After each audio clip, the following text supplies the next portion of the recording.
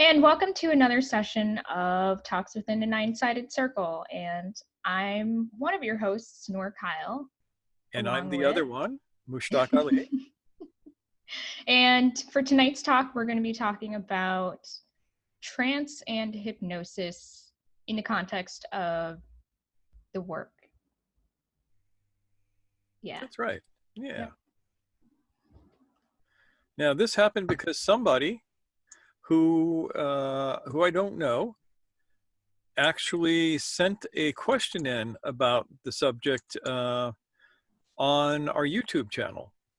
And we've not had too many questions on the YouTube channel, but this was one of them. And I was very excited about it. And I still owe the guy a private message, but I thought the question that he had was good enough and interesting enough that I thought that we should talk a little bit about trance. What is it? Hypnosis, what is it? Is it the same thing as trance? Are they related? And how do you use them? Do you use them? Or are they a distraction? So, Speaking of distractions, yes. Have you made me the host for this talk? You know, I probably haven't. I'm a terrible person. But you're the host now. All right, there we go. Zoom functionality. Okay, yep. Go for it. Okay, so trance. What is trance? Can anybody give me a definition for trance?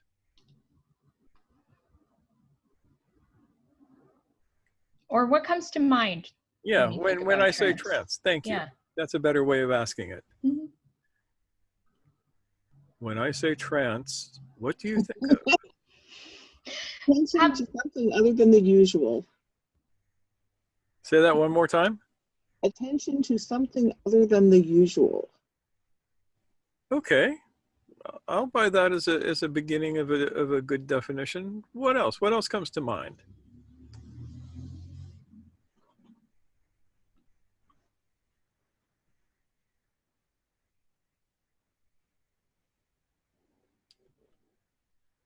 I'm going to call on Ilmar. What do you think? Well, I was thinking something like having your attention trained on some narrow, probably subject where you don't really have voluntary control over whether you want to be paying attention to that or not. You're kind of captured into that train of thought, visualization, whatever the hell it might be, you know. David, what do you think? We have I just want to touch on a comment from Ilmar first. He says, hyposensory consciousness. That's from Aaron. Yeah. Yeah.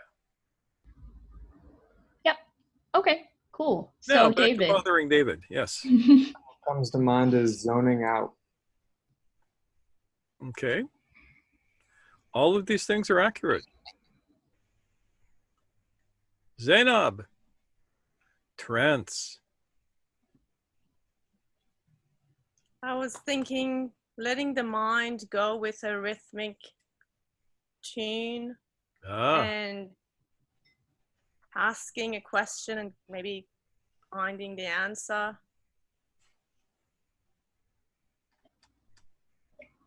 Okay. I'm glad you brought up the rhythmic tune part.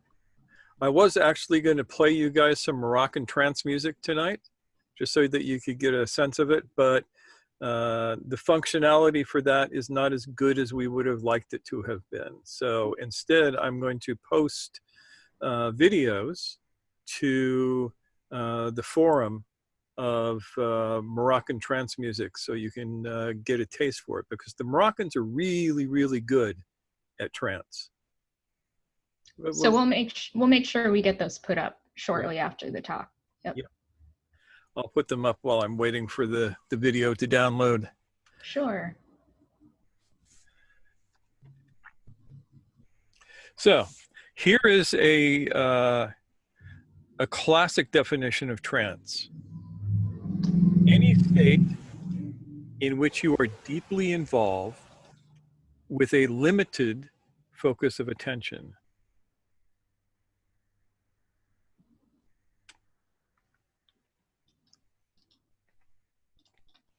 Let me read that again. Any state in which you are deeply evolved with a limited focus of attention.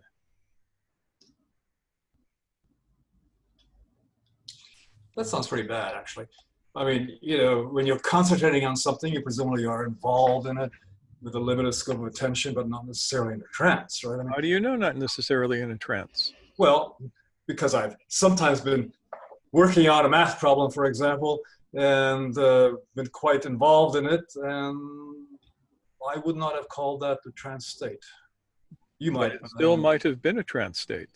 Well, but in that case, you need a definition that's something other than circular. Then, you know, in other words, No, I don't actually. This definition actually works very, very well for the phenomena.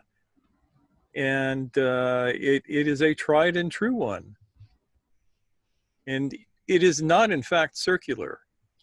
It's not defining itself by defining itself. So okay. Let's be clear on that. All right, but it would categorize something like attentively trying to solve a math problem as being in a trance. And that's, you know, I've tried to solve math problems, and it oftentimes feels like a trance to me. The whole rest of the world goes away. If I'm deeply involved in it, if I'm working, like, if I'm heavy into some interesting quadratic equations and I'm trying to work it out and I'm trying to solve for X, and everything else disappears. It's just, so is everything else disappearing part? Is that the critical aspect of that? that's, I mean, that seems like saying that any focusing of attention is a trance. with a limited focus of attention. Any state in which you are deeply involved with a limited focus of attention. Your focus becomes very, very narrow. And I know from personal experience that when I do math problems, especially if they're difficult math problems, which is anything more than 5 times 5,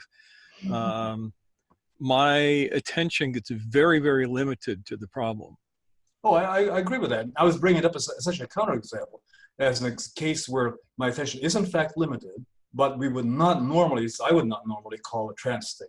But just because you don't call it a trance state doesn't mean that it's not a trance state.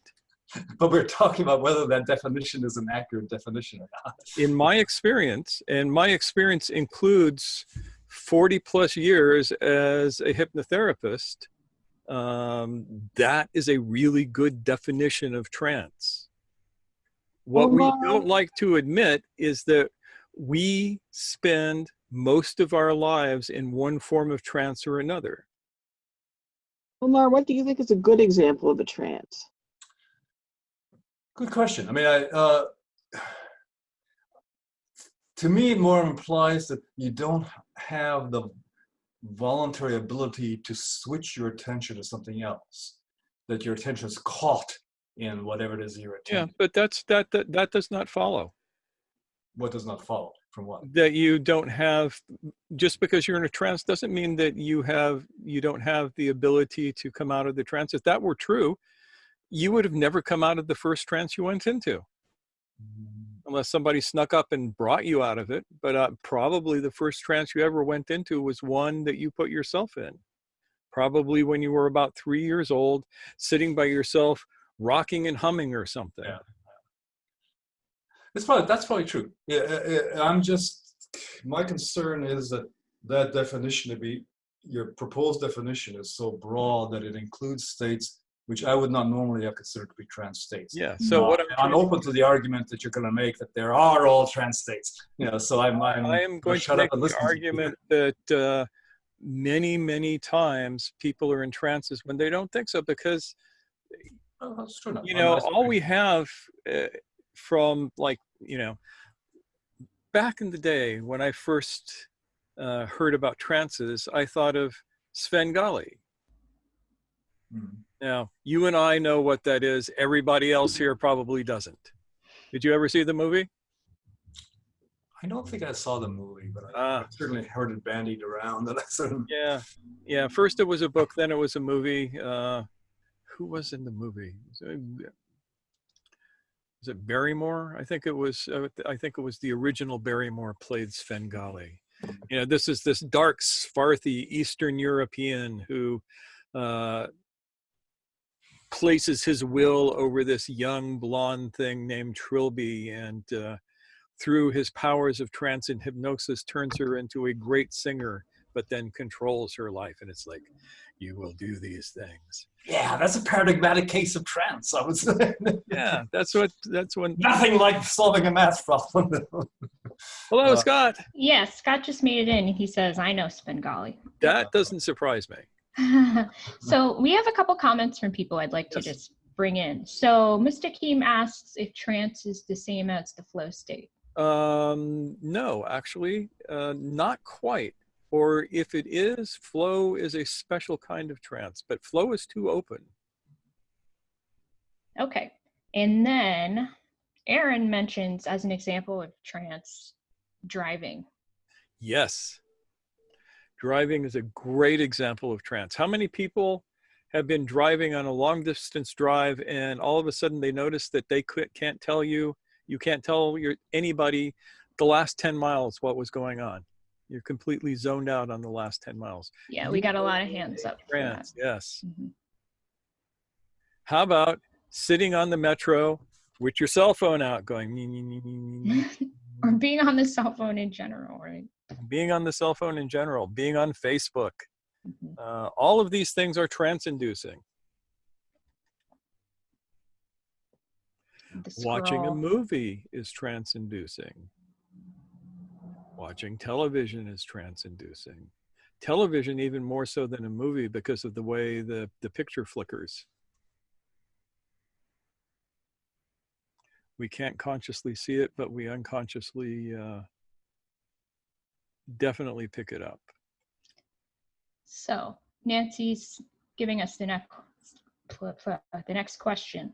What's the relationship between trance and memory? In trance, you can, your memory is either more accessible or less accessible, depending on the quality of the trance. Oftentimes, if I need to remember something, I will put myself in a light trance and dig around in my unconscious for the answer. So when you say quality of the trance, do you mean like, what are you aiming for? Good, bad? Like, are we talking about No, like we're talking about the flavor of the trance? Yeah, kind of. Okay. Like the driving trance, you don't have memory because I'm not sure exactly why. But trance allows you to recover memory sometimes. Or it allows you to not bother with memory anymore, or to change memory. Not change necessarily the content of the memory, but change how you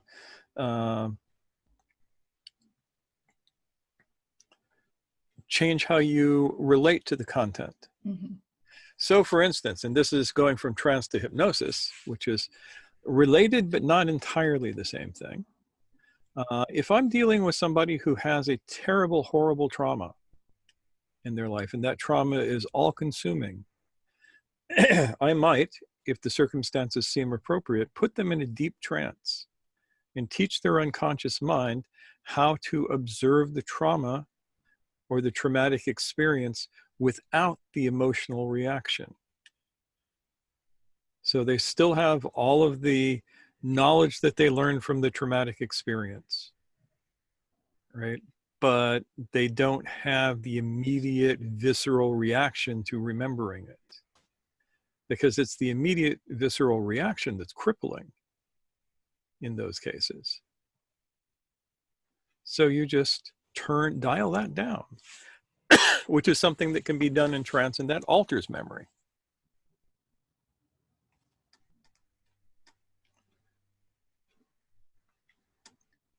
Actually, the thing I was wondering about with the driving trance was you can tell it's a trance because there's no memory afterwards. Yes.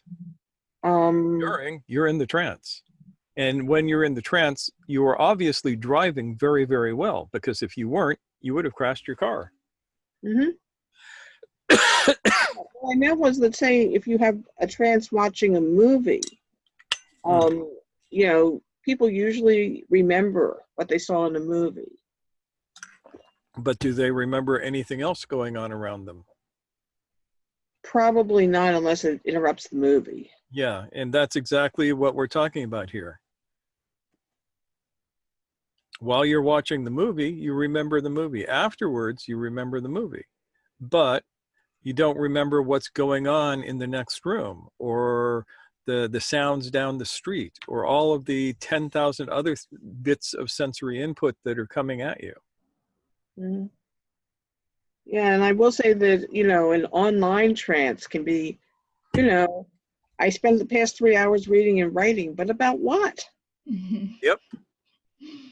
That can be a definite thing. So I'm going to give you another version of, or another definition of trance, which is a little bit more elaborate. And then I'm going to touch on the comments that have come up after that. Okay.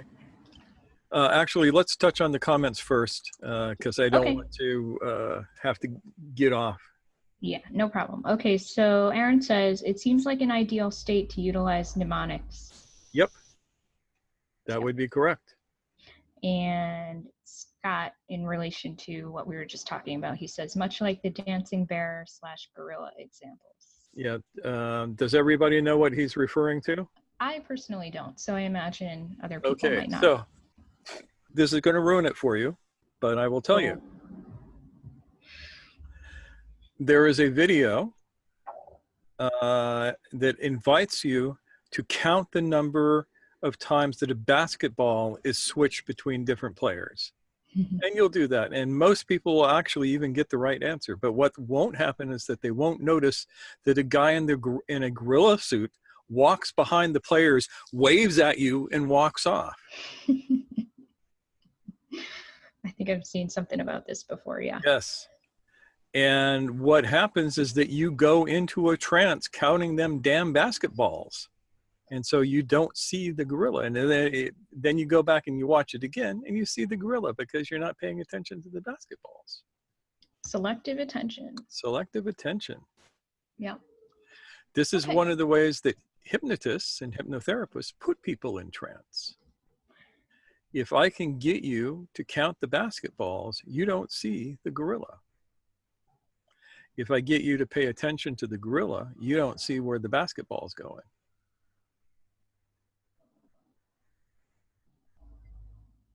Was that what you were talking about, Scott? Yes. Good. I just realized I might have gone off on a complete different tangent than what he meant. Well, no, you were on target. So, do you want to share the next definition? The next definition. An abnormal state of wakefulness in which a person is not self-aware and is either altogether unresponsive to external stimulus, but nevertheless capable of pursuing and realizing an aim, or is selectively responsive in following the directions of the person, if any, who has induced the trance. Trance states may occur involuntarily and unbidden.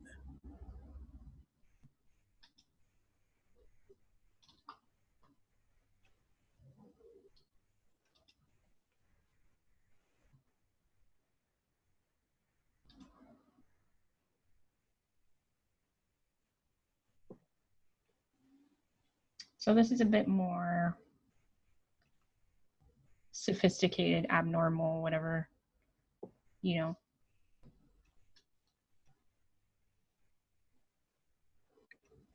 Yep, it's a little bit more sophisticated, and it brings in a few things that are often true of trance. The most important thing here is not self-aware. And the thing about trances, and when we get into trances in the East, especially in Sufi terminology, the Persian definition of trance literally is,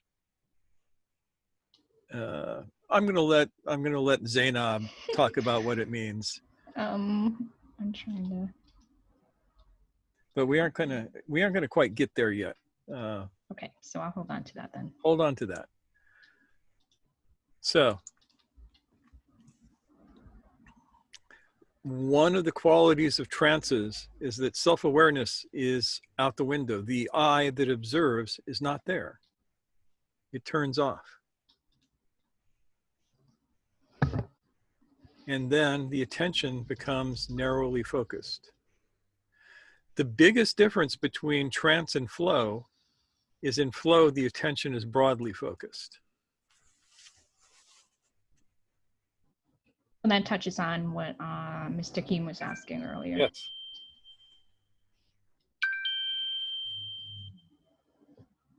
Is that you blinging over there? That's me. Alaska Airlines is telling me that I can check in now. Mm. Yay.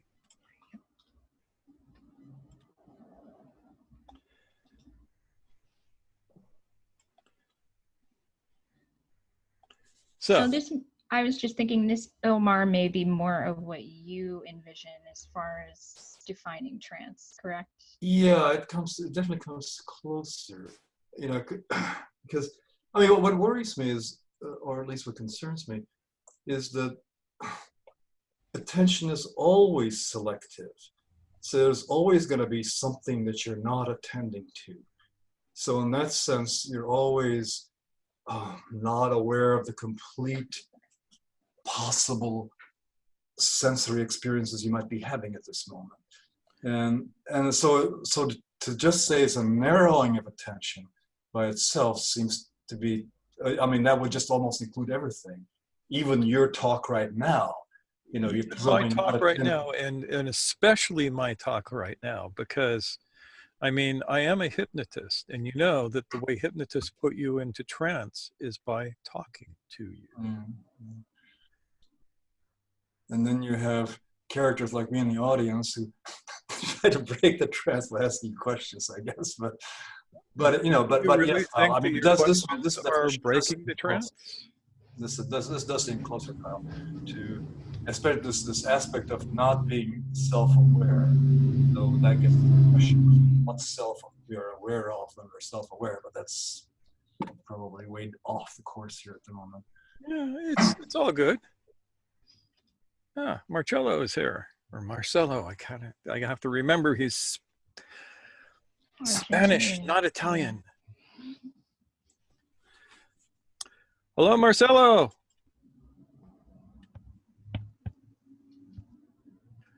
So here's something that I want you to think of. You have right now a certain band of attention. We're going to call it, you have 10 on the attendometer. I attach the attendometer to your fingers, probably with soup cans, and you know, the needle reads 10. If I start getting you to go from whatever your 10 is to whatever your 5 might be, you're going into trance. Now, here's something that I figured out when I was young and first coming up as a hypnotherapist. And that is, most people, most of the time, are in trance. And I don't have to work hard to get somebody into trance.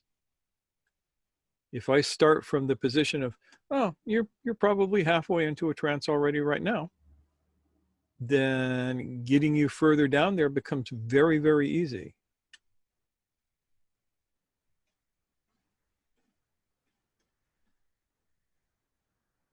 And this is something that we don't like to hear. It makes us uncomfortable.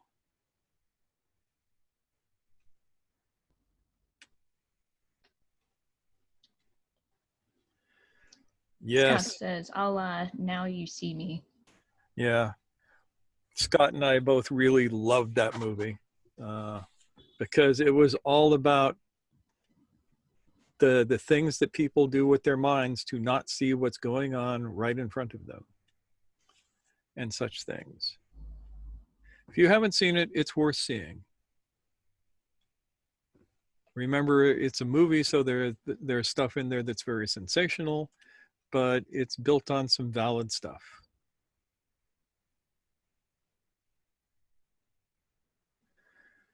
So hypnosis is the conscious use of trance, if you would, the intentional use of trance to make change or to entertain people. I personally am not crazy about stage hypnosis. I mean, it can be fun, you know, getting a bunch of people barking like chickens. What can you do, you know? But I'm dubious about the ethical nature of that sort of thing. Mm.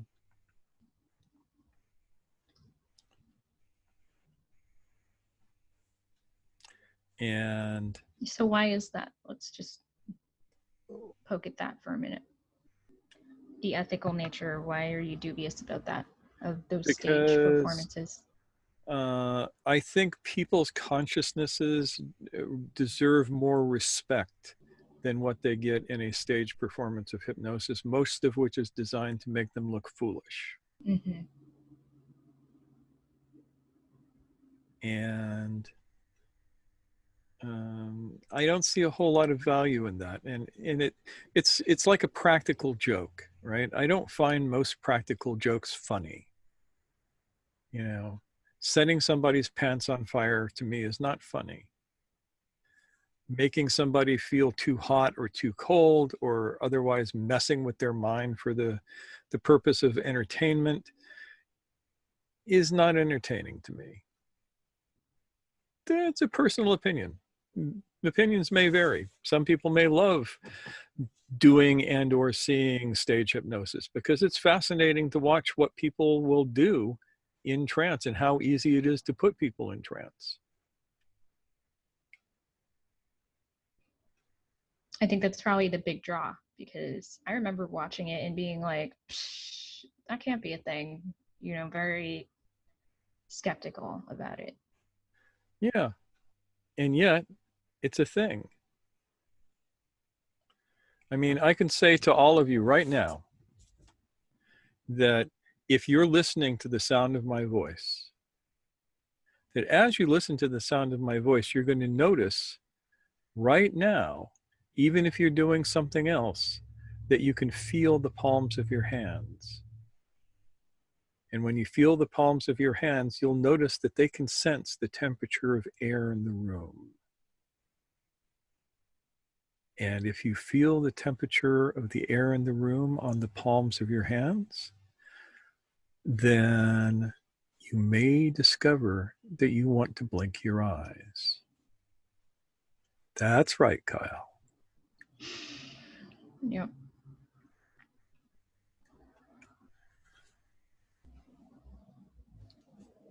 That's all a trance is.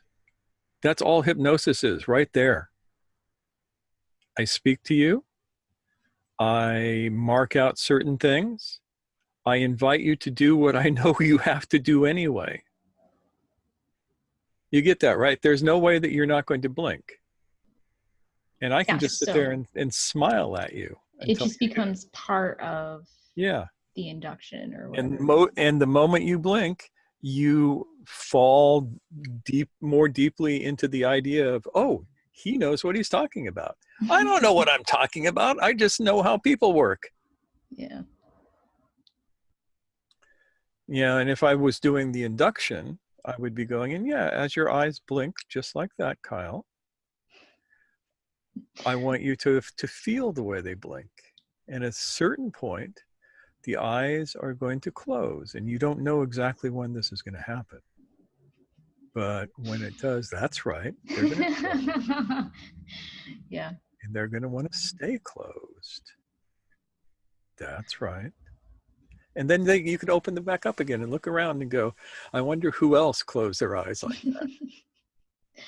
Aaron says resistance is futile. And yep. I mean, here's the thing, like I've had conversations with Mushtaq where I'm like, yeah, but it's not working. And he's like, you flow with the activity that's happening. So it's not really about forcing me to close my eyes or anything like that. Yeah. There was not at any point that I told you to close your eyes. This is why it's oftentimes called suggestion. I suggest that you might want to close your eyes at some point or another. That's right. And you can open them again.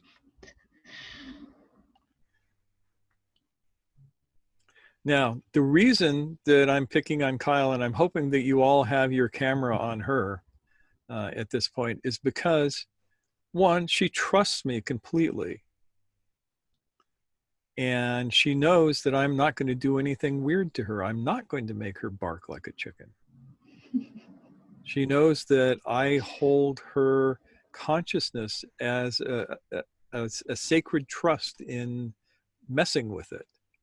So she's willing to listen to me. Ilmar, on the other hand, I would have to use a completely different technique on. He rallies his fist. Rebellious Ilmar. Like a hammer on my head. No, if I wanted you to do something, I would just tell you not to do it. Okay. Yeah. Yeah, it's like, whatever you do, Ilmar, don't listen to the sound of my voice, because I'm a hypnotist. And if you listen to the sound of my voice, you're going to go into a trance. So don't listen to this. And it would go on like that. It's what my old, the guy who founded the school of hypnosis that I studied most in called the reverse set. For people who are cantankerous and ornery. Guess who else the reverse set works on?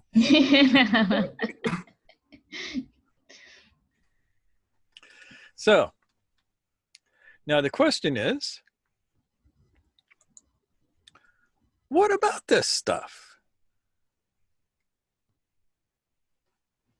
Is it useful? And the answer is yes, it is useful.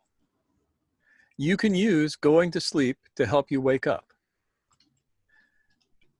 And one of the ways you use that is to help you get some of the crap out of your system that has been programmed in. Boy, lots of people are coming. Oh, Scott got booted and Scott got came booted. back. Ah. I guess. We have two Yeah. Scotts now. We have two Scotts. Twin Scotts. Twin Scotts. So do we want to dig a little bit more into hypnosis then? Yep, that's where we're going. Yeah.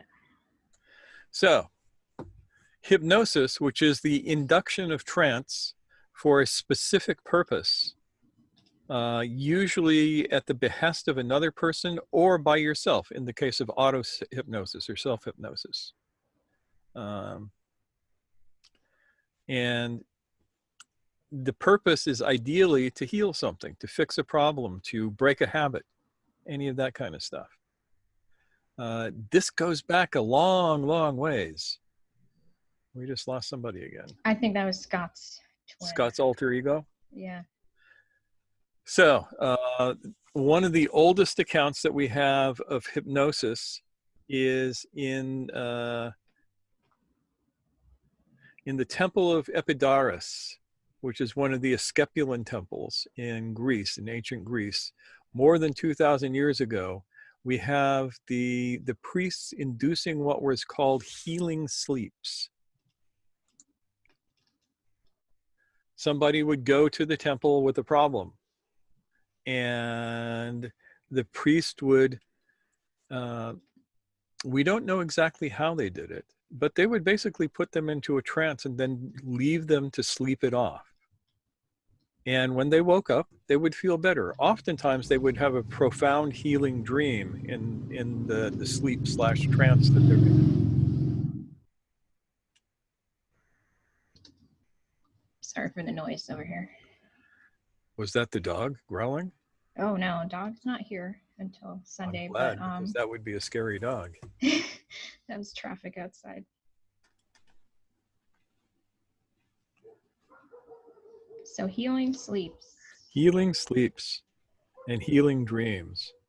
And basically, from what accounts we have of this, it sounds an awful lot like the priests would put a person into a trance, and they would use various techniques like chanting, drumming, the shaking of the sistrum, which is a weird rattle instrument that was sacred to Isis and such things.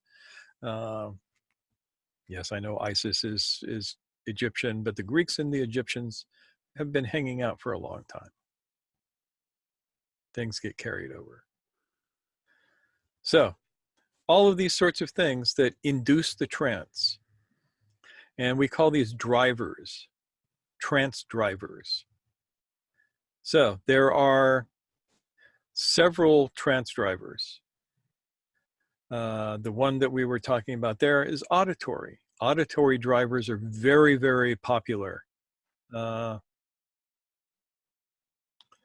And drumming is one of the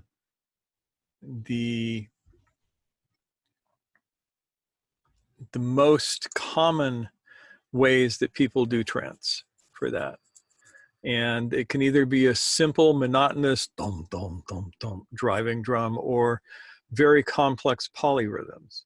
I'm going to put some videos up on the forum after this of Moroccan trance drumming. The Moroccan Sufis are masters of trance drumming, and they use these elaborate 7/8 and 9/8 and 9/4 and 7/4 beats that are very conducive to drawing you deeply into trance very, very quickly. They also use kinesthetic drivers. Kinesthetic drivers, where are you, David? There you are. Pay attention to this. Dance is a kinesthetic trance driver. And one of the videos that I will put up, you will see a woman in Morocco dancing in deep trance. And of course, the other very potent driver is visual. A visual trance driver would be like, go watch a movie, a psychedelic movie in the 60s and see a light show, and you see all of these flashing lights and wow, wow, wow, all of that. Those are visual drivers for inducing trance states. You'll find the same thing in raves. Are raves still a thing? I have no idea. Young people, tell me, are raves still a thing?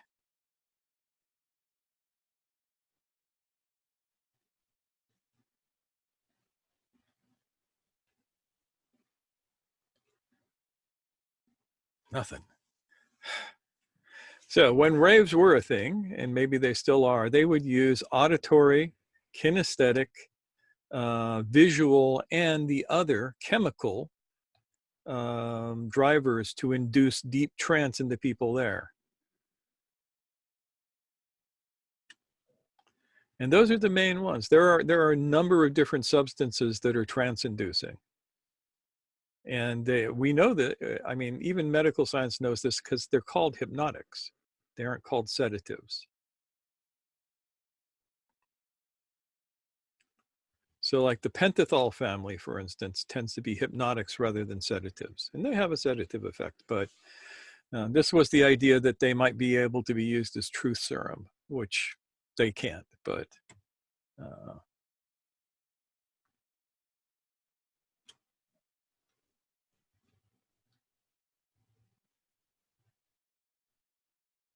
yeah, I actually once participated in an experiment where various of us were given sodium pentothal and then monitored to see if we could lie about everything. And we could. So not true serum, but definitely trance inducing. Yes, and Marcelo definitely got the auditory there. Yeah. Yep. So this gets us to trance hypnosis and Sufis. We have as far back as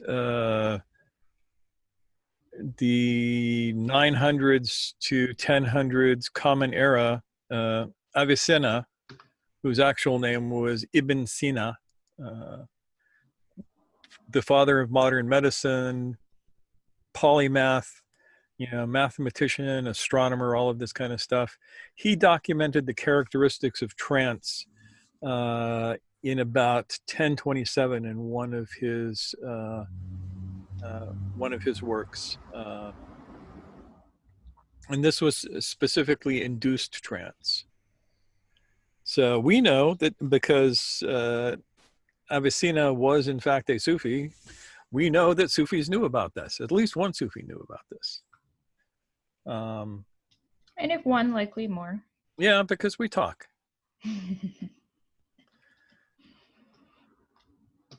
And the fact of the matter is that Sufi teachers have used trance as a tool for working with people to help them break conditioning for at least 1,000 years. And this would be the purpose of teaching stories. And for example, the Dance of the New Moon, right? Most of you have read that. How many of you watched the video? Right? So do you notice that listening to the story is a little bit different than just reading it? Yep. Because originally it was an oral telling, right? Yep. Yeah.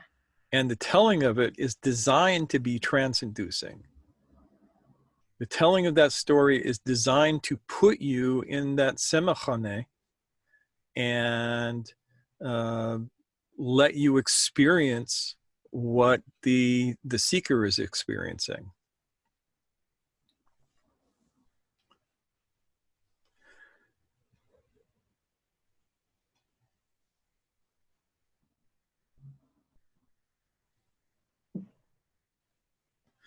So, in the West, hypnosis was used by witches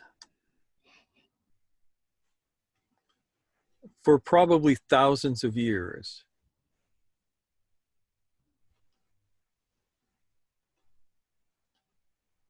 And is Scott still around? Is he still here? Scott, are you still here? Yeah, Scott's he's still ghost here. is here. Yep. Yeah. Yes. Good. Because we got to talk about spells and enchantments and wise women who are healing somebody. Now, here's what I want you to think of. Here is Olaf, and he's out and he's chopping wood, and he puts his axe through his foot. And it's 1,000 years ago, somewhere in Northern Europe. And so Olaf's friends grab him and take him to the wise woman. Because the wise... Yeah, Scott says, clumsy Olaf, that guy. That guy, he's always lopping something off. Yep. So he gets... The wise woman, she looks at him and she realizes that she's got to fix him because that's what wise women do.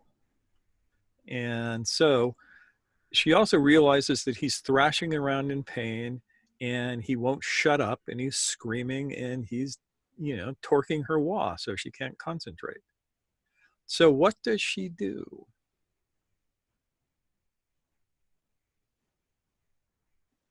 If you're saying she puts a spell on him or she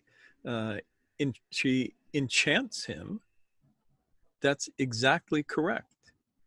She might start humming a song to him. She might start saying things, invoking deities, pulling his mind. Hits him over the head with a frying pan. Yeah, that's trance-inducing. I was thinking strong drink. Strong drink does not actually work as an anesthetic. This is a mythology that a lot of 1940s cowboy movies perpetrated. It's like the worst thing that you can do in most circumstances is pour alcohol down somebody like that. Okay.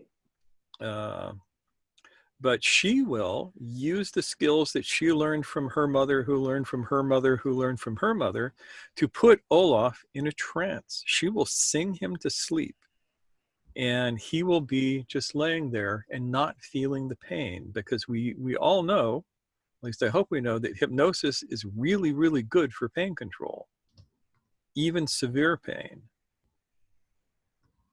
And then she can clean the wound and pack it with mold and sew it up with horsehair and all of the things that she knew how to do 1,000 years before anybody else knew what the hell they were doing. You know, the old wise women would tend to pack a wound like that with moldy bread with green mold on it. Does that sound familiar to anybody? Is that an antibiotic gesture? Yeah, that's penicillin mold. Yep. Yeah.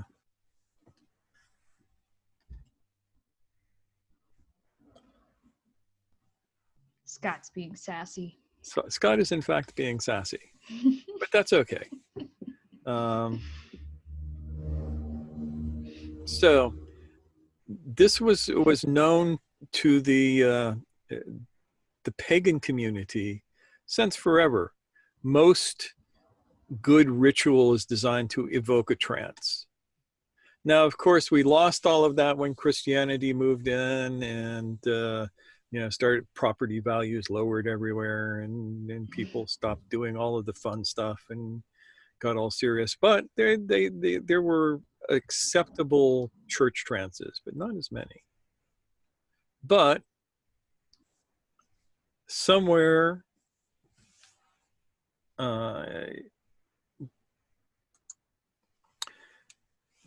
there was this German dude whose name was Franz Anton Mesmer.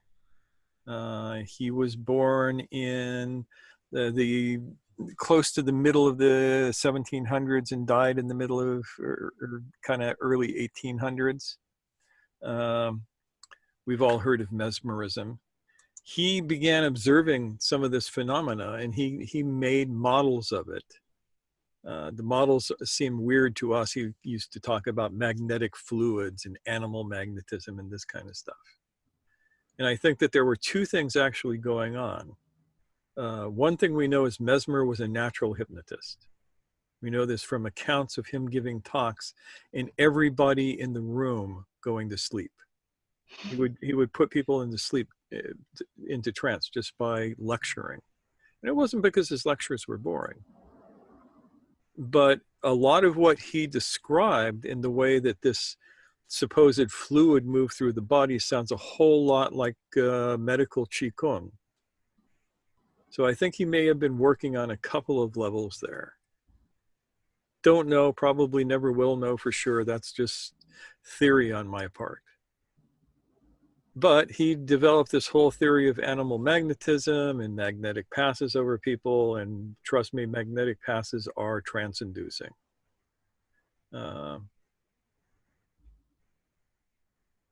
And people got better, not all the time, but frequently, enough that people took notice. The medical establishment didn't really like what he was doing a lot. And he ended up leaving Vienna, where he was teaching, and going to Paris, and then leaving Paris because he, like so many people who were doing this, he got a little bit too sensationalized. And it led to scandals and all of this kind of stuff. But he practiced for the rest of his life. He was both a physician, a lawyer, and something else. And he was one of the early patrons of Mozart. Mozart did one of his first concerts in Mesmer's house. And they were friends for all of Mozart's life. Mozart even included a reference to Mesmer in one of his operas. So there was that. this got people thinking there's something here. After Mesmer, the medical community, who had pretty much taken over hypnosis from the wise women, started trying to find alternative descriptions of what was going on that didn't sound as mystical as this weird animal magnetism stuff. And that's where the term hypnosis comes from. Is some of Mesmer's students and followers. It gets experimented with for some decades, actually, and doctors are able to produce some interesting things. And this culminates in Freud. Before Freud developed his psychoanalysis, Freud, like everybody else who was a psychotherapist or worked with the mind at the time, used hypnosis. And he figured that psychoanalysis was a better way, even though, I mean, trust me, if you're laying on a couch with your back to the guy and he's asking you questions in a droning monotone voice, you're going to go into trance anyway. But there is that line, and that brought us up to Milton Erickson, MD, who was the father of medical hypnosis. He lived in the early to late 20th century. A phenomenal man who was many virtues I cannot go into here because it would take me too long. And he was the one who demonstrated ways that hypnosis could be used to break conditioning, to break habit, to control pain, to do all of this kind of stuff. And he's kind of systematized it in a way that made it very, very workable. So that's one line. But we're here to talk about the Sufi line. Now, I suspect that Sufis learned about hypnosis probably in India, because the Indian sages knew a lot about hypnosis, and they actually classified it into two categories. One is called samohana, and that is what we usually think of as putting people into trances. That is fascination. That is that first description that I gave you of deeply involved, limited focus of attention. This is that. And then there's samnipati. And that is a whole different thing, which is closer to a group flow or a mutual flow between two people.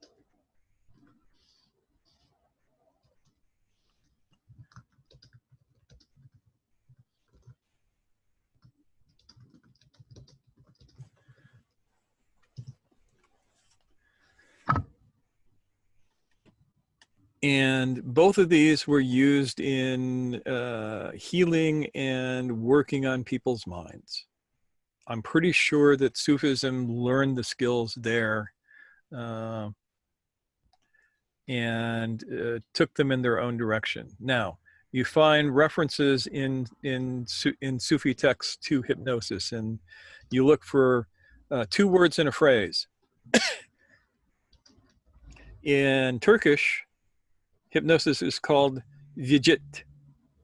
Vijit literally means going into a trance, into an ecstatic state, a state in which you lose yourself.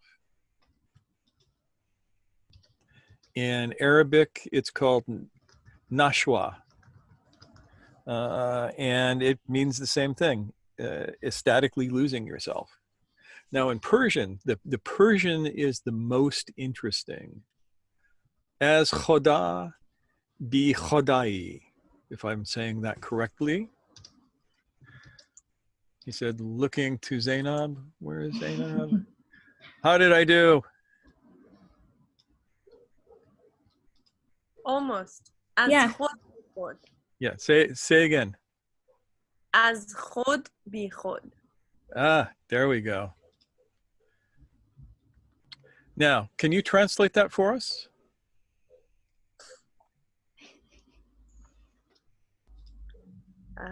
Losing self or selfless self. Yeah, that's the way I like it, is selfless self. And that is the kind of trance that the Indians would call samnipati. You step outside of yourself steps outside of itself.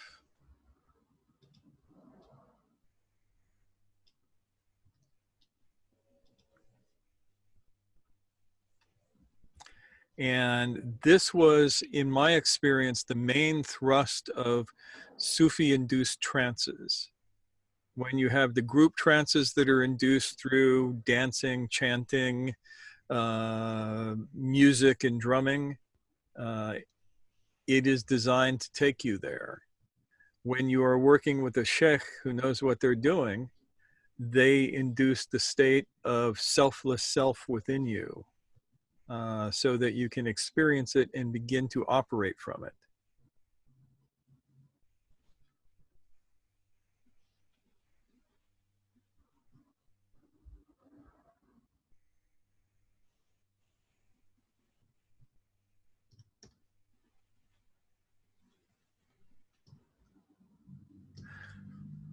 So the answer is yes, there is a place for trance and hypnosis in the work.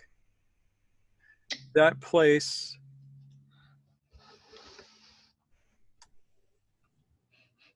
is not in entertainment.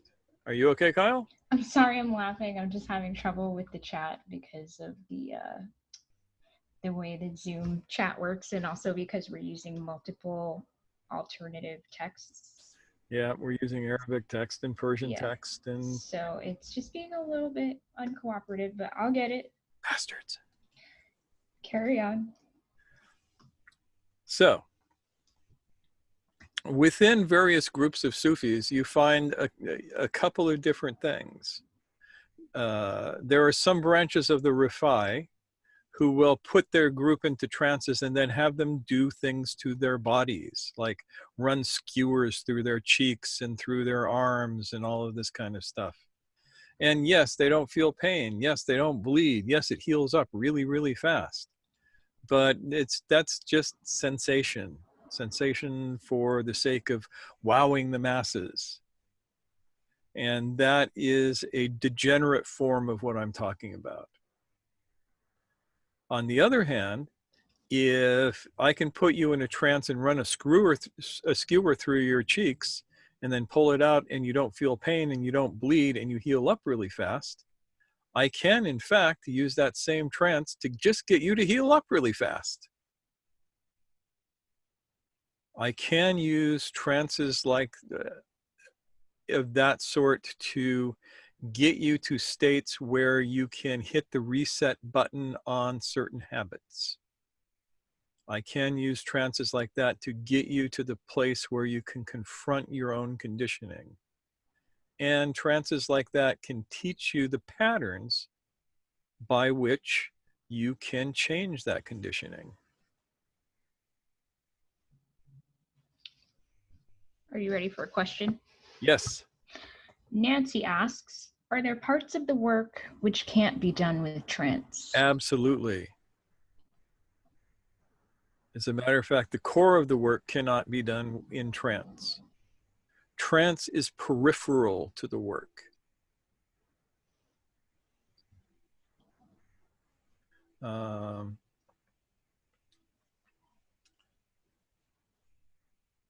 its use is mostly remedial, in fixing things so that the person is more capable of doing the real work.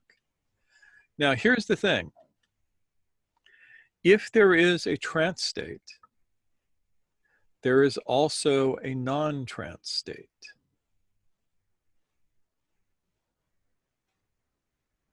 Think about that for a second. if you can go into trance, what is the state in which you are not in trance?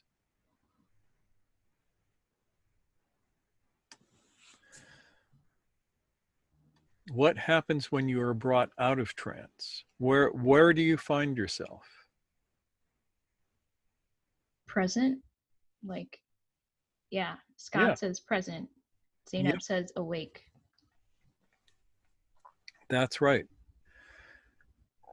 So, a major part of the work is waking up from the trance.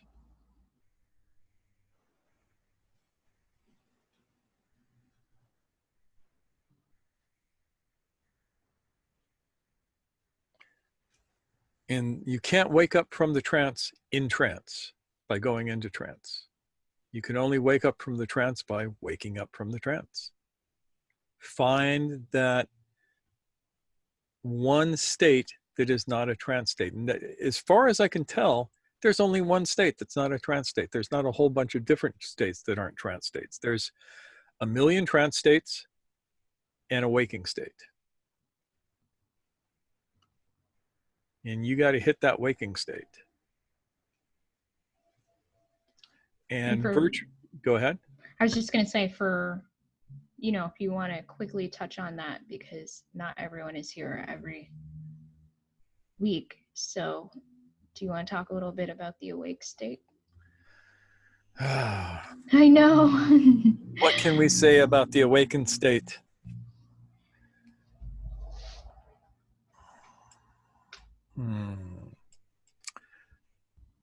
Yeah. So let's assume that all of you have been in trance right now. Up until now, you're all in trance. You've all been listening to the sound of my voice, and I'm talking in a very trance-inducing way. And then I say to you, and now, as you listen to me speak, I'm going to count from 5 to 1. And when I count to 1, you're going to wake up. And I go, 5. You're feeling like you're going to wake up. 4. You're beginning to wake up. 3. The awakening is coming on to you. 2. Getting ready. 1. Snap my fingers and voila, you are awake. You're here. You're present in the room right now, right here. Wherever you are, here you are. And you look around and you go, oh, here I am. I'm awake. That's what awake is.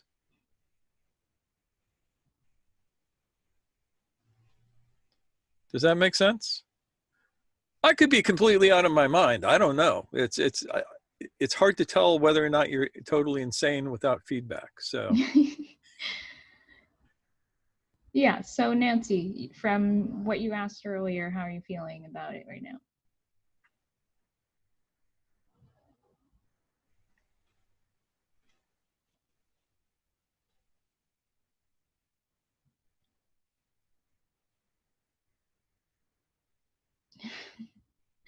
It's okay to take yourself off mute if you like. yeah, at this point, this is all question and answer. Is put your microphones back on. Talk to us. Yeah. Okay. If you haven't all fallen into trance. Right. What I said was I'm more aware of my whole body than usual. So I think that the wake up thing worked to some extent for me. Yeah, of course it did. Aaron says, makes sense, like asking, am I awake? Yes. Yes, exactly.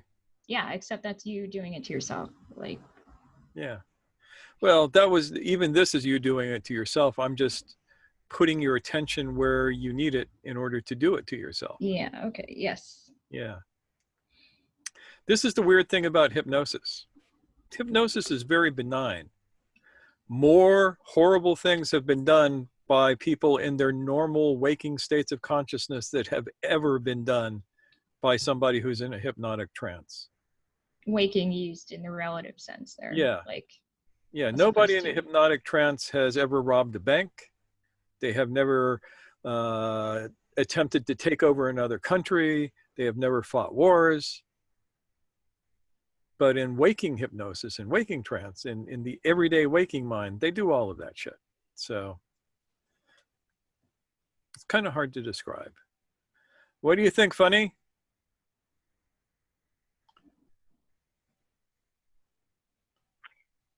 think the trance state sounds a lot like what we spoke about the other week with the that you get the state you get into with addictions or entertainment and distractions and Yep.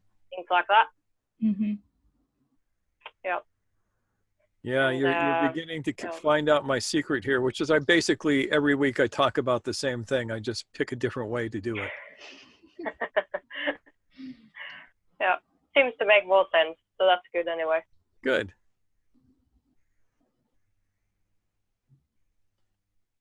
David, what do you think?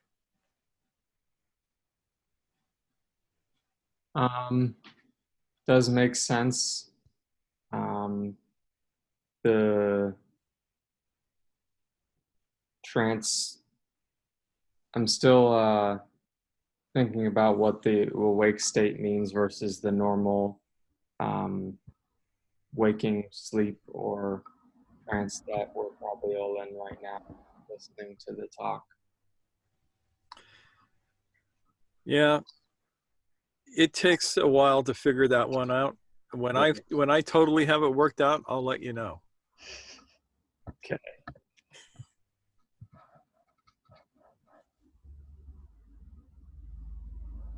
Who else can I harass here?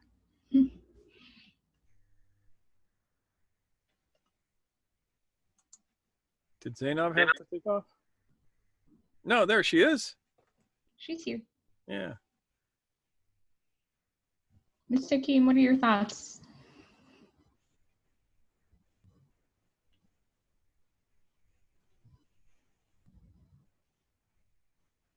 I guess he's gonna type. Yeah.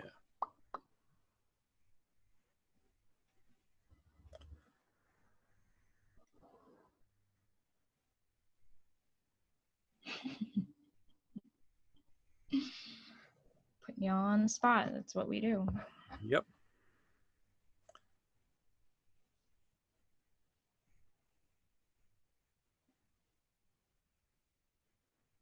He says, I think I'm in trance most of the time.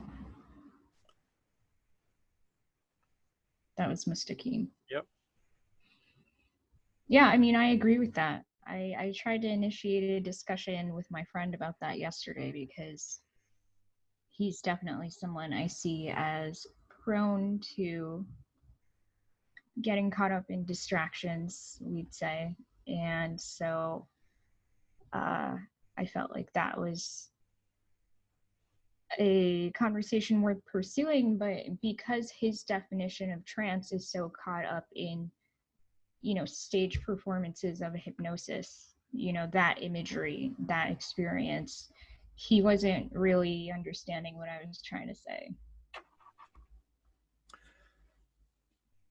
Yeah, that happens. People have all of these weird ideas about what trance is and isn't. And so speaking as a, if I were a stage hypnotist, I would want people to have all of these weird ideas about trance because it would make my job easier. Mm. So Zainab, what do you think?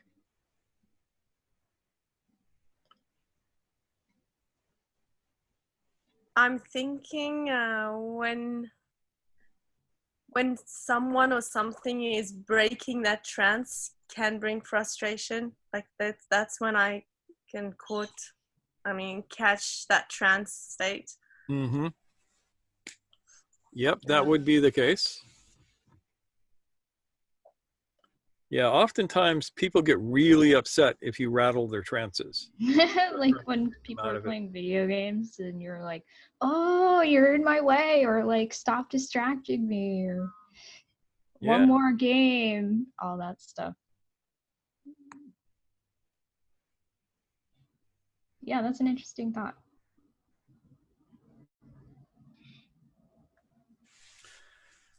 Well, as usual, we have gone over time yet again.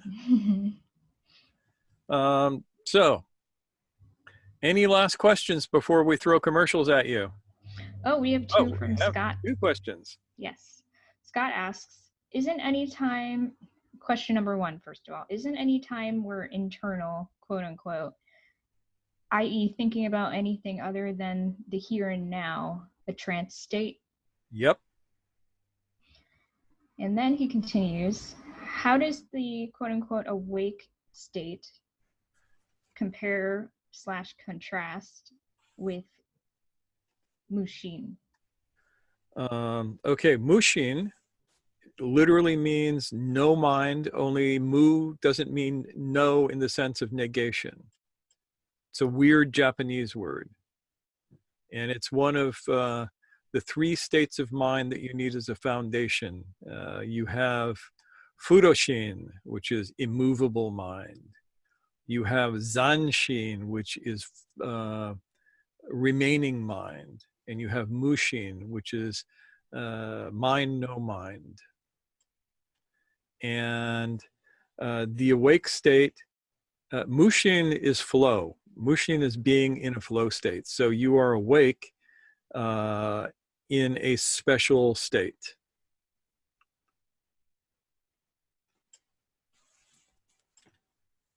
That's my take on it. Mm. Opinions may vary.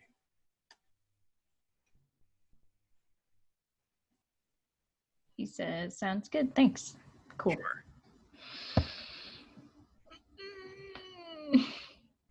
Are we ready to lay commercials on people? Well, if there aren't any other questions, then sure. Okay, so I still need people who want to do the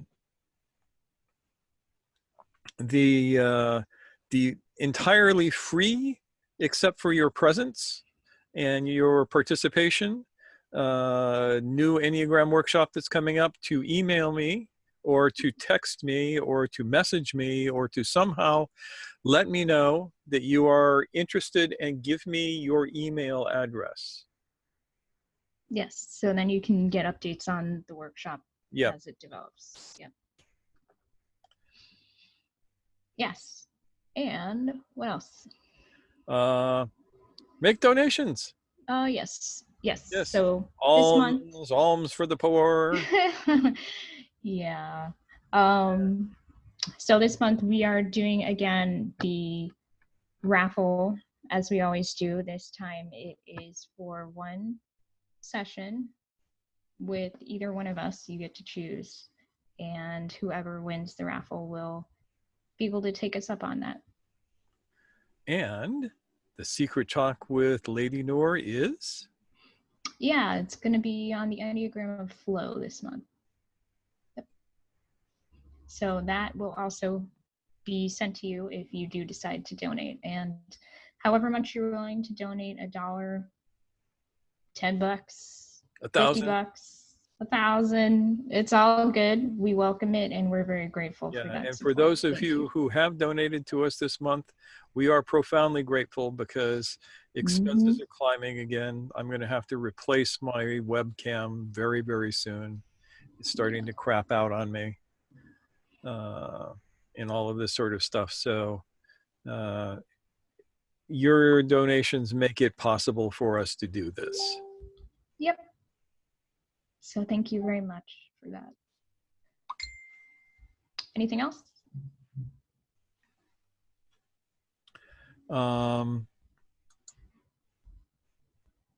Happy Thanksgiving. Yeah, I think we're not having a talk next Sunday, right? We are not having a talk next Sunday Yes. because it is the Thanksgiving holiday here in the United States. So instead, we are going to be gorging ourselves on way too much food inappropriately.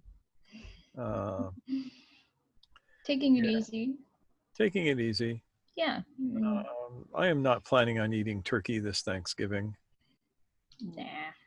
Well, I like turkey, but I like turkey too, but there are better things to do. If you really want to have a good Thanksgiving, go out and feed a hungry person. That's definitely a very Sufi way to spend Thanksgiving. So. Yep. Cool. Well, thanks for joining us yet again, guys. I mean, we're always thrilled to see your faces here. Yep. Yeah, it's nice to see a little online community developing where we can have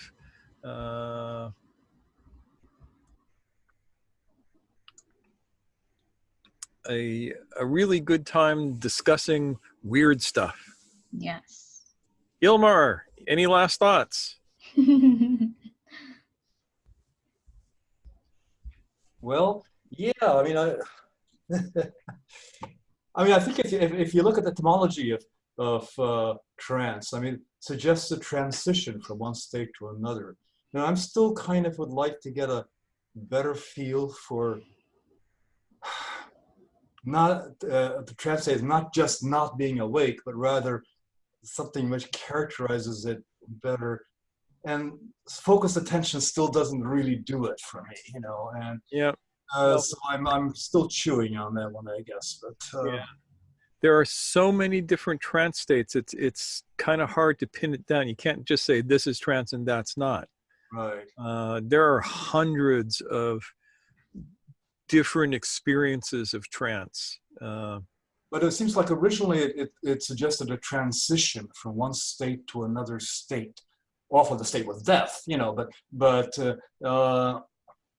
it seems like there's a quality to that state of being entranced. Yeah. Which somehow I don't feel like we've quite grasped yet, you know.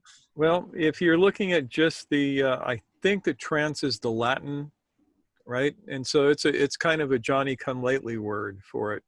I like the Sanskrit words, and they have a very, very rich meaning. At one point, I actually